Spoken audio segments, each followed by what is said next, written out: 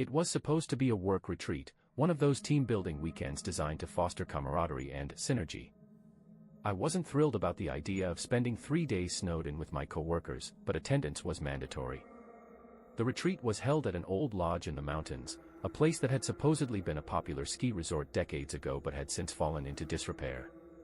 The snow started falling as soon as we left the city, and by the time we reached the lodge, it was coming down in thick, relentless sheets. The building itself was enormous, with steep gables and a wide front porch, but its once grand facade was marred by peeling paint and broken shutters. The windows stared out at us like dark, empty eyes. Something about the place felt wrong. Inside, the lodge was even more unsettling. The air was stale, and the dim lighting cast long, flickering shadows across the walls. The furniture was old and mismatched, and the walls were covered with faded photographs of smiling skiers and snowboarders. It was the kind of place that felt like it had been forgotten by time. Our boss, Richard, tried to lighten the mood. "It's rustic, sure, but it's got character," he said, clapping his hands together. "Let's get settled in and make the most of it." There were 10 of us, and the lodge was large enough that we each got our own room. Mine was on the second floor, at the end of a long hallway. The door creaked loudly as I opened it, revealing a small, sparsely furnished space. The bed was old but clean, and a single window looked out at the snow-covered forest. As I unpacked, the unease grew. The silence was oppressive, broken only by the occasional groan of the building as the wind howled outside. It felt like the lodge was alive, watching us. The first evening passed without incident. We gathered in the main hall, a cavernous room with a massive stone fireplace. Richard tried to engage us with icebreaker games and team-building exercises, but the mood was tense. The storm outside was worsening, the wind rattling the windows and drowning out our voices. Around 10 p.m., I excused myself and went to bed. I lay awake for hours, staring at the ceiling and listening to the sounds of the lodge. The creaks and groans of the old wood were constant, but every now and then, I thought I heard something else, soft footsteps, faint and deliberate, moving down the hallway. The next morning, I found Richard in the kitchen, staring out the window with a frown. The snow had piled up overnight, burying the cars and cutting us off completely. "Looks like we're stuck here for a while," he said, forcing a smile. Breakfast was quiet, the tension palpable. A few people joked about the storm, but most of us kept to ourselves. Afterward, we split into small groups to explore the lodge. I ended up with Sarah and Mark, 2 co-workers I barely knew. We wandered through the halls, checking out the various rooms. Most were empty or filled with old furniture, but one caught our attention. It was a small sitting room, its walls lined with shelves of dusty books. A single chair sat in the center of the room, facing the window.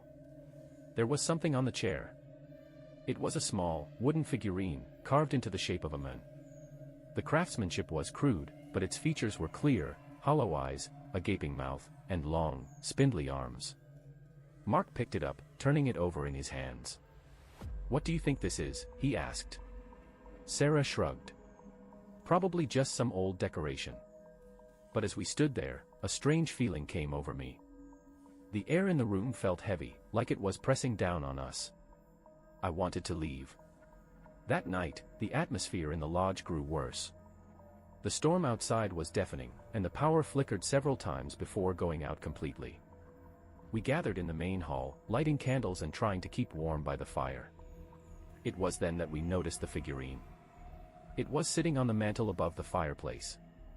Mark swore he hadn't brought it there, and no one else admitted to touching it. It had been in the sitting room earlier, untouched for years, and yet here it was. The sight of it sent a chill down my spine. Around midnight, strange things started to happen. It began with the knocking.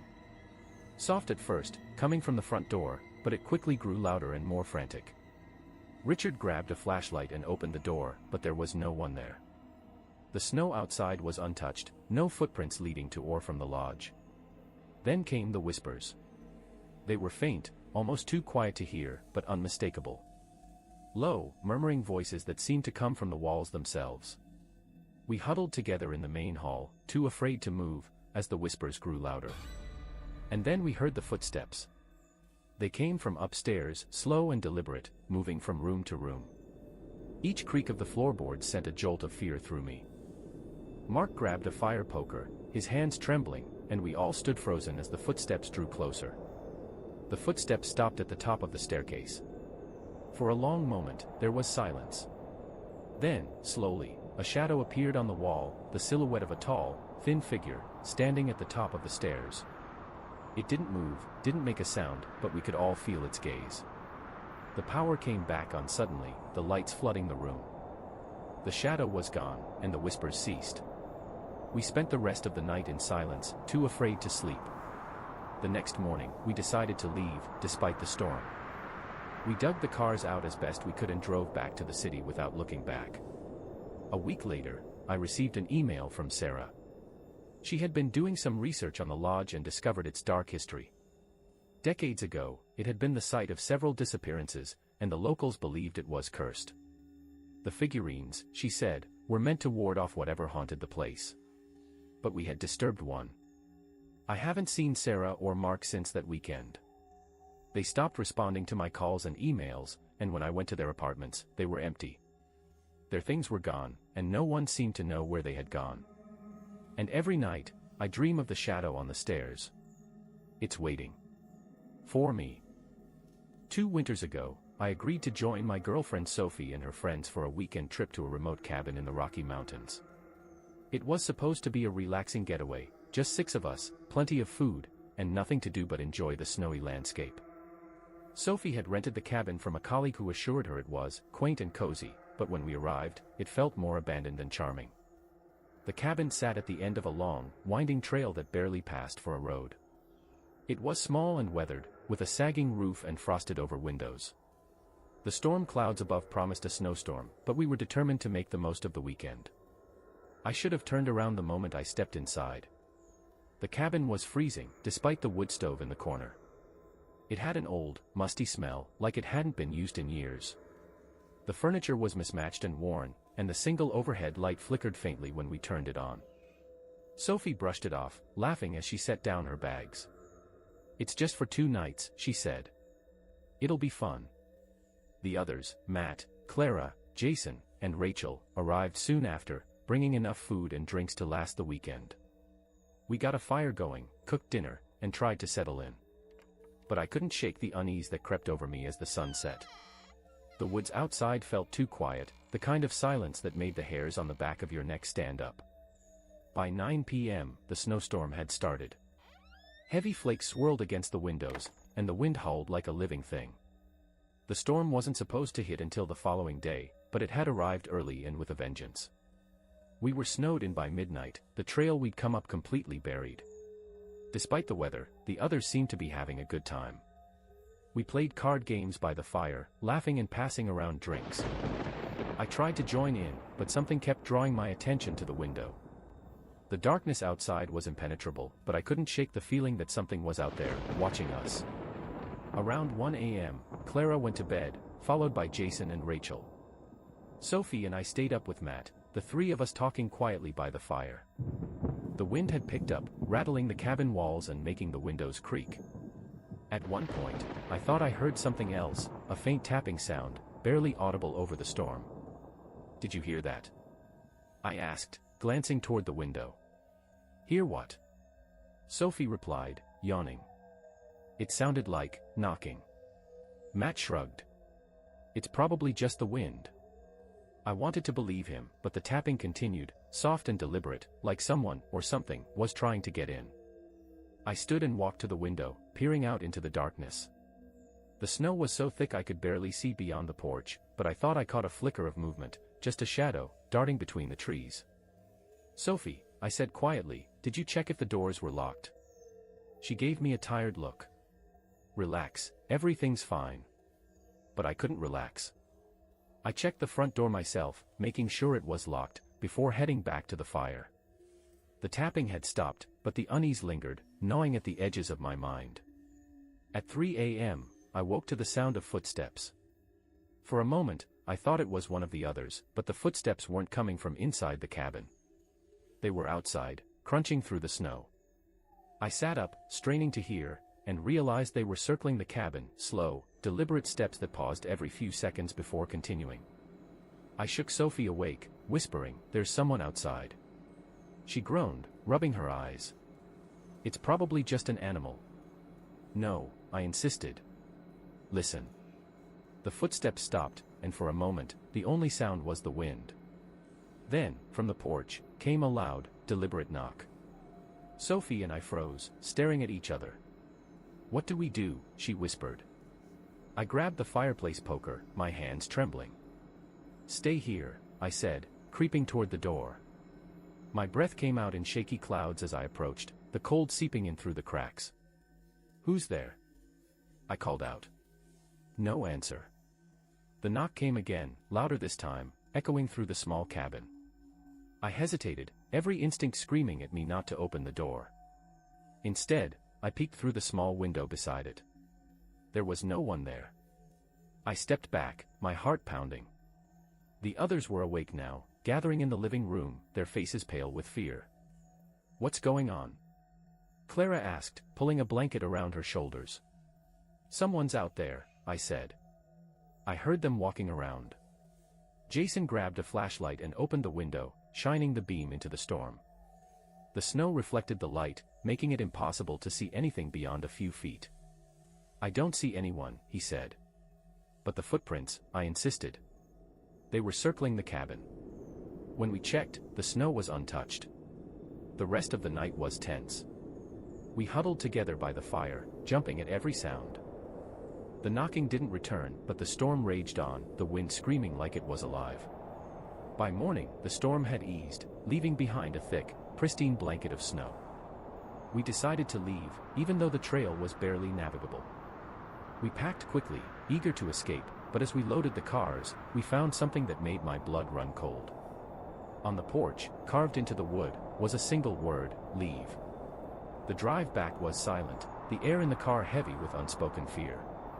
None of us mentioned the word on the porch, or the knocking, or the footsteps in the snow.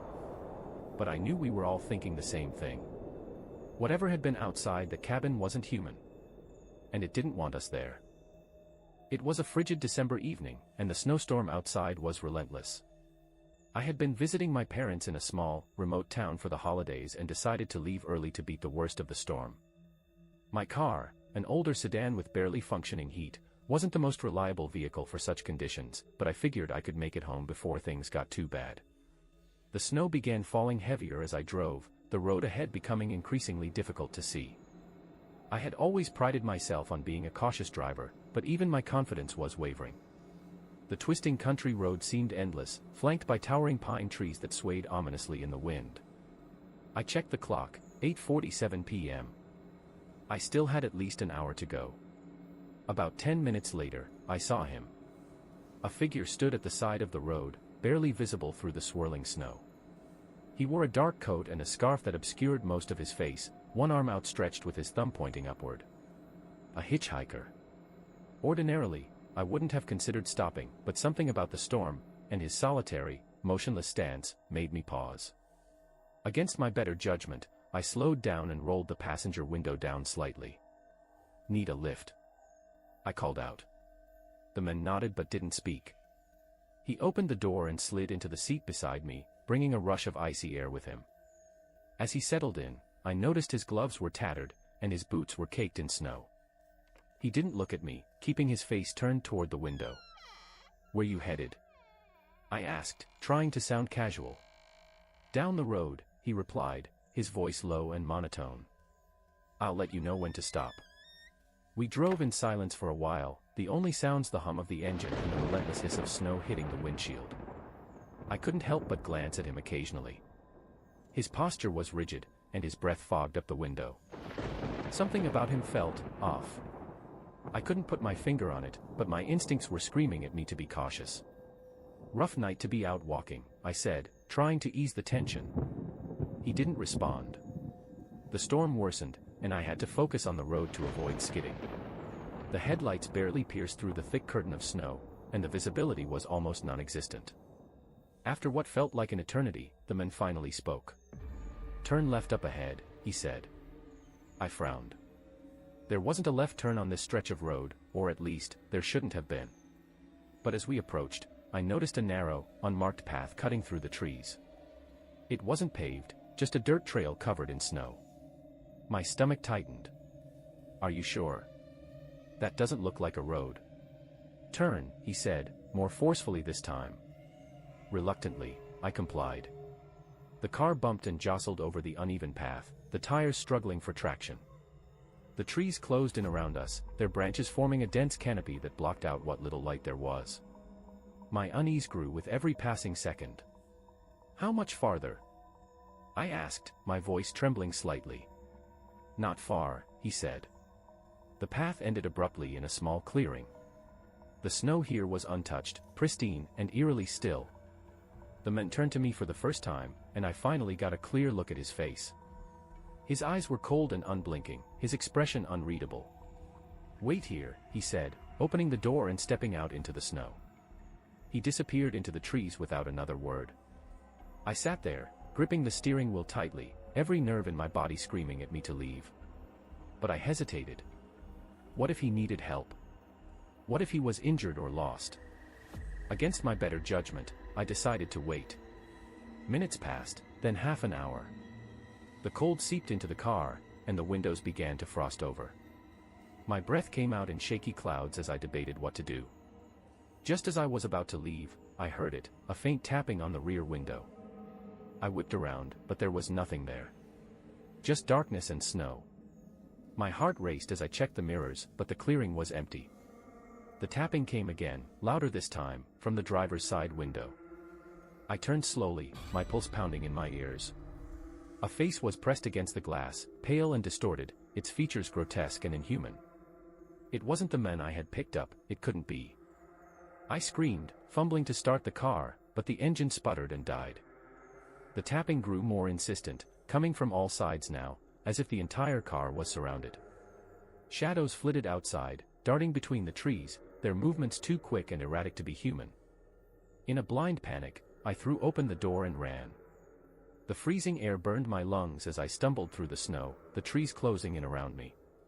The sounds of the tapping followed me, accompanied by whispers, low, guttural, and unintelligible. I tripped and fell, the cold biting into my skin as I struggled to get up. When I looked back, the car was gone. I don't know how long I wandered through the woods, but eventually, I stumbled onto a main road. A passing snowplow driver found me and took me to the nearest town. When I told him what had happened, he gave me a strange look. There's no clearing like that around here, he said. And no path, either. My car was never found. To this day, I can't explain what happened that night, but I'll never forget the men, or the sound of that relentless tapping.